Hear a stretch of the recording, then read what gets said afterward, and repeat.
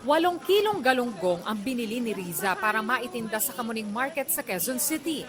Pero mag-aalas 7 na ng gabi, nangalahati pa lang ang kanyang paninda. Ang gagawin namin, mas mababa namin siya ibibigay kinabukasan. Minsan tinutumpok namin 100, 4 na piraso kayo Opo, bentang palugi na po yun.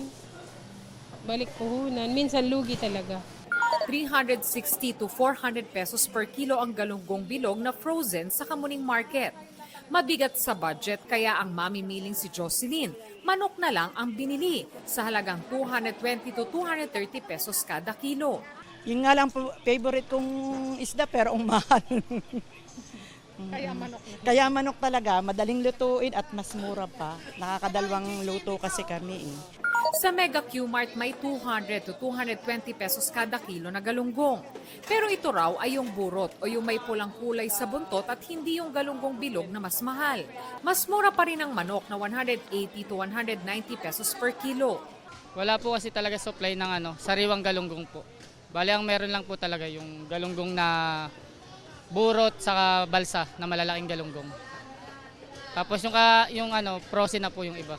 At dahil mas mahal pa ang presyo ng kada kilo ng galunggong kesa sa kada kilo ng manok, payo ng Department of Agriculture, manok na lamang ang bilhin.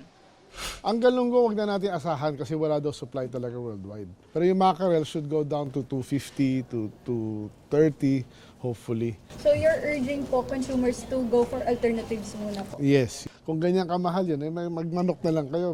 Sinabi rin ng Department of Agriculture na target maipatupad sa Biyernes, December 5, ang maximum suggested retail price sa karneng baboy at carrots. Bunsod yan ang inaasahang pagtaas ng demand sa mga susunod na linggo habang papalapit ang Pasko.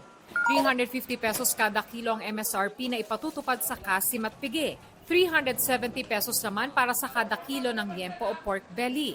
Ang MSRP sa carrots itatakda sa 120 pesos kada kilo. Nauna nang nag-utos ang DA ng 120 pesos kada kilo na MSRP sa pula at puting sibuyas na naging epektibo nitong December 1. Inanunsyo rin ng DA ngayong araw ang pagpapatupad ng pansamantalang importation ban sa mga karneng baboy na inaangkat mula sa Spain dahil sa African swine fever outbreak. Ang na-identify namin is yung anything produced after November 11 will not be allowed.